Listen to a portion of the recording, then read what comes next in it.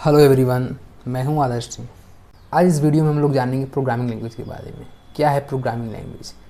जैसे एक इंसान दूसरे इंसान को कम्युनिकेट करने के लिए यानी बातचीत करने के लिए एक भाषा की आवश्यकता होती है, वैसे ही कंप्यूटर से इंटरेक्ट करने के लिए यानी कंप्यूटर पे कुछ इंस्ट्रक्शन देने के लिए या कंप्यूटर से काम कराने के लिए हमें एक भाषा की ज़रूरत होती है जिसे हम प्रोग्रामिंग लैंग्वेज कहते हैं। प्रोग्रामिंग लैंग्वेज एक मीडियम है जिससे हम कंप्यूटर को इंस्ट्रक्शन दे सकें, उससे हम काम करा सकें, क्योंकि कंप्यूटर एक मशीन है, ये हम सब जानते हैं, और मशीन अपने आप कुछ नहीं करता जब तक हम उसको इंस्ट्रक्शन न दें। तो कंप्यूटर को इंस्ट्रक्शन प्रोवाइड करने के लिए हमें एक मीडियम की ज़रूरत होती है, हमें एक भाषा की ज़रूरत होती है, वो होता है प्रोग्रामिंग लैंग्वेज। क्यों ज़रूरत होती है हमें भाषा का?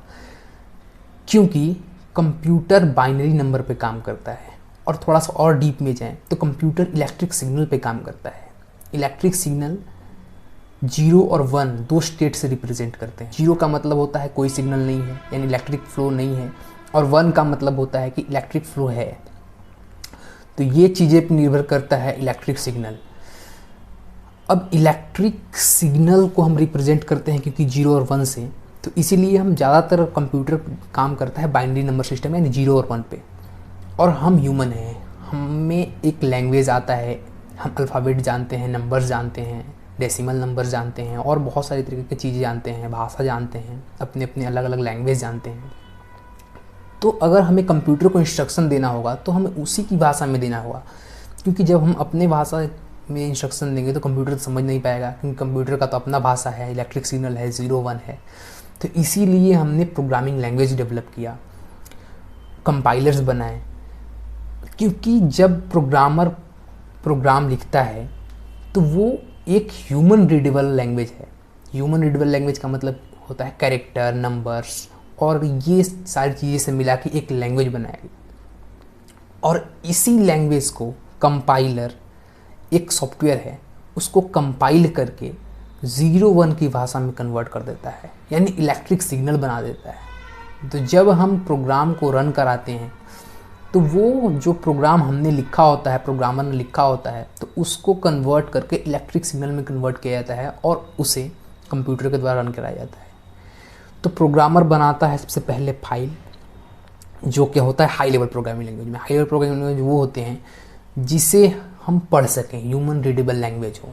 नाउ कंपाइलर उसी फाइल को कन्वर्ट कर देता है मशीन रीडेबल फाइल में। मशीन रीडेबल फाइल क्या होता है? मशीन रीडेबल फाइल एक स्पेशल फाइल है जो मशीन की भाषा में यानी 0-1 बाइनरी नंबर में कन्वर्ट कर देता है, ताकि मशीन उन चीज़ों को आसानी से समझ सके। तो कंपाइलर एक मैंडेटरी है किसी भी हाई लेवल लैंग्वेज को रन कराने के लिए मशीन पे। तो इसीलिए हमें प्रोग्रामिंग लैंग्वेज कंपाइलर की ज़रूरत पड़ी। कंपाइलर और कुछ नहीं है, वो भी एक तरह का प्रोग्राम है जो किसी ने लिखा है, और जिसमें जो प्रोग्राम लिखते हैं, सी लैंग्वेज का कोई प्रोग्राम लिखा तो वो कंपाइलर उसको प्रोसेस करके कुछ ना कुछ फाइल लाइब्रेरीज मिला के और बना देता है एक एग्जीक्यूटेबल फाइल, जिसे हम कहते हैं एक सॉफ्टवेयर।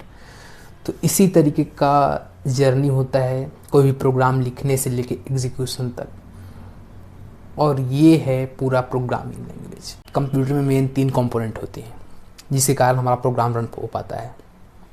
पहला कंपोनेंट है हार्ड डिस्क, दूसरा कंपोनेंट है रैम, और तीसरा कंपोनेंट है सीपीयू।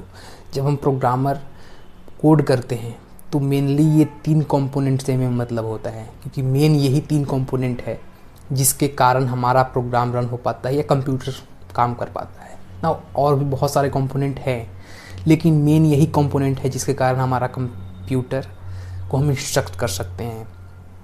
तो आज बेसिक पहला लेक्चर में हम लोग यही जानेंगे सी लैंग्वेज के बारे में, क्या होता है हार्ड डिस्क, रैम और सीपीयू। नाउ हार्ड डिस्क एक परमानेंट स्टोरेज है। जब हम हार्ड डिस्क की बात करते हैं तो ये एक परमानेंट स्टोरेज है। जो भी हम प्रोग्राम बनाते हैं, फाइल बनाते हैं, सारा हार्ड डिस्क में स्टोर होता है। हार्ड डिस्क एक ऐसा मेमोरी है, एक ऐसा स्टोरेज है जिसमें सारे प्रोग्राम परमानेंटली स्टोर होते हैं। वहाँ से जब भी हम प्रोग्राम को डबल क्लिक करते हैं, रन कराने की कोशिश करते हैं अपने कंप्यूटर में, तो हार्ड डिस्क से सारी फाइलें उठ के रैम में लोड होती हैं, क्योंकि रैम बहुत ही फास्ट होता है इसीलिए रैम से डेटा CPU को जाता है और CPU उन प्रोसेस को एग्जीक्यूट करता है। उसके बाद सारी चीज़ें सिंक्रोनस मैनेज में हमारे कंप्यूटर में चलती हैं। CPU क्योंकि कंप्यूटर का ब्रेन है तो सारा कंट्रोल वही करता है, सारी फंक्शनैलिटी को, सारा इंस्ट्रक्शन देना, कैलकुलेशन करना और बाकी सारी चीज़ें वही करता है। इसीलिए CPU बहुत इंपॉर्टेंट है और उससे ज़्यादा इंपॉर्टेंट है रैम, उससे ज़्यादा इंपॉर्टेंट है हार्ड डिस्क। अच्छा, हार्ड डिस्क से हम डायरेक्ट CPU को क्यों नहीं इंस्ट्रक्शन भेज सकते हैं? इसका सबसे बड़ा कारण ये है कि स्पीड में डिफरेंस, क्योंकि CPU का कैलकुलेशन पर सेकेंड है बहुत फास्ट है, वो 1 मिली सेकेंड में बहुत सारे कैलकुलेशन कर देता है। जब हार्ड डिस्क का स्पीड होता है वो एज़ कम्पेयर टू स्लो है, रीड राइट स्पीड जो होता है वो स्लो है। जब CPU डेटा मांगेगा हार्ड डिस्क से तो हार्ड डिस्क को फेच करने में उसे काफ़ी टाइम लगेगा। इसीलिए हमने रैम को बीच में इंटीग्रेट किया। जब रैम लगा देते हैं हम तो रैम के कारण रैम का स्पीड क्योंकि बहुत फास्ट होता है इसीलिए रीड राइट स्पीड बहुत तेज़ी से हो पाता है रैम में डेटा का, और हम तेज़ी से अपने कैलकुलेशन ऑपरेशंस को परफॉर्म कर सकते हैं किसी भी कंप्यूटर में। ना वो आगे बढ़ते हैं और जानते हैं मेन फंक्शन के बारे में। और मेन फंक्शन बहुत इंपॉर्टेंट फंक्शन है सी प्रोग्राम का, क्योंकि पूरा का पूरा एग्जीक्यूशंस मेन फंक्शन से ही स्टार्ट होता है। इसीलिए मेन फंक्शन बहुत इंपॉर्टेंट है और उसे थोड़ा समझना चाहिए कैसे लिखते हैं मेन फंक्शन, और उसके अंदर थोड़ा सा हम एक पहली प्रोग्राम रन करा के देखेंगे ताकि हम जान सकें कि मेन फंक्शन क्या है और कैसे है।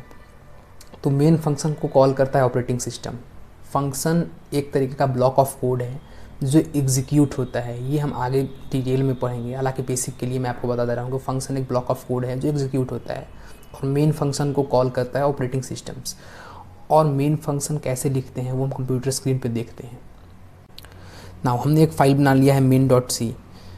हम VS कोड एडिटर यूज़ कर रहे हैं, और अगर आप नए हैं, बिगनर्स हैं, तो आप देख लीजिए कौन सा आप कोड एडिटर बेस्ट है जिसमें आप कोड लिख के रन करा सकें। VS कोड मैं इसलिए यूज़ कर रहा हूँ कि ये काफ़ी अच्छा है और काफ़ी आसानी से हमारा प्रोग्राम रन कर जाता है।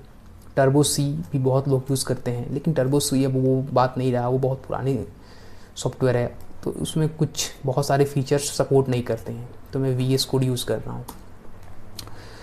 तो नाउ सबसे पहले अगर हम किसी भी प्रोग्राम को रन कराते हैं तो एक हेडर फाइल इंक्लूड करना होता है। हालांकि ये C लैंग्वेज में मैंडेटरी नहीं है, लेकिन करना एक बेस्ट प्रैक्टिस है कि हम हेडर फाइल इंक्लूड करें जिसके थ्रू हम सारे उस फीचर्स को इनहेरिट कर सकें अपने प्रोग्राम में। नाउ हेडर फाइल क्या होते हैं? हेडर फाइल कुछ नहीं होते हैं, कुछ प्री डिफाइंड फंक्शंस लाइब्रेरी का डिक्लेरेशन होता है। हेडर फाइल में कुछ लिखा हुआ होता है तो कंपाइलर को हमें बताना होता है कि ये चीज़ें हम यूज़ करना चाहते हैं। सबसे पहले हम एक हेडर फाइल है studio.h, उसका इस्तेमाल करते हैं। studio.h हेडर फाइल क्या है? studio.h हेडर फाइल है जब हमें इनपुट आउटपुट से रिलेटेड, कंसोल इनपुट आउटपुट से रिलेटेड कुछ काम करना हो, कंसोल से इनपुट लेना हो या कंसोल पे आउटपुट दिखाना हो, तो हमें एक हेडर फाइल की ज़रूरत पड़ती है। उसका नाम है studio.h। तो उस हेडर फाइल का इस्तेमाल करने के लिए हम एक लाइन लिखते हैं जिसका नाम है इंक्लूड।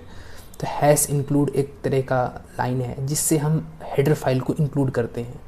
तो सबसे पहले हम हैश इंक्लूड को लिखते हैं और उसके बाद हेडर फाइल को इंक्लूड करते हैं। हैश include stdio.h, ये एक हेडर फाइल है, हेडर फाइल है। नाउ हेडर फाइल लिखने के बाद अब हमारे प्रोग्राम में कंसोल इनपुट आउटपुट से रिलेटेड सारी फंक्शनैलिटीज़ ले लिया है हमने। तो अब मेन फंक्शन बनाते हैं, क्योंकि मेन फंक्शन ही एक इम्पॉर्टेंट फंक्शन है जिसके कारण हम प्रोग्राम को रन करा पाते हैं। नाउ मेन फंक्शन लिखते हैं इंट मेन। अब नाउ अब ये इंट क्या है? इंट कुछ नहीं है, इंट एक रिटर्न टाइप है। इंट क्या है? इंट एक रिटर्न टाइप है। इंट ही क्यों? इंट इसलिए कि जब भी ऑपरेटिंग सिस्टम कॉल करता है मेन फंक्शन को तो वो एक्सपेक्ट करता है कि रिस्पॉन्स में कुछ मिले, ताकि उसे पता चले या हम बता सकें कि हमारा जो प्रोग्राम है वो सक्सेसफुल एग्जीक्यूट हुआ। और टर्मिनेट हुआ। नाउ इंट भी लिख सकते हैं, वॉइड भी लिख सकते हैं, कुछ भी लिख सकते हैं। वॉइड लिखने का मतलब है हम कुछ भी रिटर्न टाइप नहीं देंगे, लेकिन एक बेस्ट प्रैक्टिस ये माना जाता है कि इंट रिटर्न टाइप लिखना चाहिए, क्योंकि जब ऑपरेटिंग सिस्टम कॉल करता है तो रिस्पॉन्स में प्रोग्रामर की रिस्पॉन्सिबिलिटी है कि उसे एक मैसेज दे 0 या 1 के फॉर्म में, जिससे ऑपरेटिंग सिस्टम को पता चले कि आपका प्रोग्राम सक्सेसफुली एग्जीक्यूट हुआ। तो मेरा मेन फंक्शन बन चुका है और ये है मेन फंक्शन का ब्लॉक। अब इस ब्लॉक का ये खास बात ये है कि जब हम किसी भी तरह का कोड लिखेंगे इसमें, तो सबसे पहले मेन फंक्शन कॉल होगा और मेन फंक्शन कॉल होने के बाद ये code line by line execute होंगे। तो सबसे पहले हम एक बेसिक प्रोग्राम में बेसिक एक लाइन प्रिंट कराना के देखना चाहते हैं, तो उसके लिए यूज़ करते हैं हम प्रिंटफ। प्रिंटफ एक फंक्शन है जिसमें हम कंसोल पे आउटपुट प्रिंट करा सकते हैं। कंसोल क्या होता है? कंसोल कुछ नहीं, ये एक टर्मिनल है जो इसको हम कंसोल कहते हैं। यहाँ पे आप देख सकते हैं ये कंसोल है। हालांकि अलग अलग एडिटर में कंसोल अलग आते हैं, हालांकि VS कोड एक कन्वीनियंस प्रोवाइड करता है, इसमें हमें कंसोल इसके अंदर ही मिल जाता है, इसीलिए मैं VS कोड को इस्तेमाल करता हूँ। मैसेज प्रिंट कराने के लिए एक फंक्शन है जिसका नाम है printf।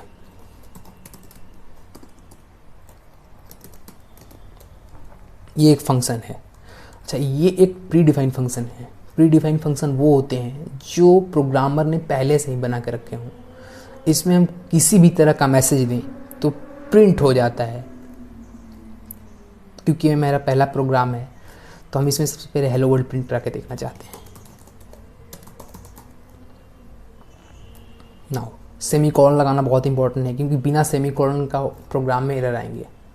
जब भी हम लाइन टर्मिनेट करते हैं, लिखते हैं, तो सेमीकोलन लगाना मैंडेटरी है सी प्रोग्राम में। अब रन करा के देखते हैं अपने प्रोग्राम को। मैं अपने रन बटन पे क्लिक करता हूँ और प्रोग्राम को रन कराता हूँ। नाउ जैसा कि आप देख सकते हैं, मैं हाईलाइट कर रहा हूँ यहाँ पे कि हेलो वर्ल्ड प्रिंट हो चुका है। ये हम लोगों का पहला प्रोग्राम, और इसमें हम लोगों ने जाना कि मेन फंक्शन का इम्पोर्टेंस क्या है, कैसे हम कंसोल पे मैसेज प्रिंट कराते हैं और कैसे प्रोग्राम एग्जीक्यूट होता है। ना ऑपरेटिंग सिस्टम मेन फंक्शन को कॉल करता है, ये सब हम लोगों ने जाना। आगे और भी चीज़ें जानेंगे, जैसे डेटा टाइप, वेरिएबल्स, सारी चीज़ें हम लोग जानेंगे अगली वीडियो में। तब तक के लिए थैंक यू।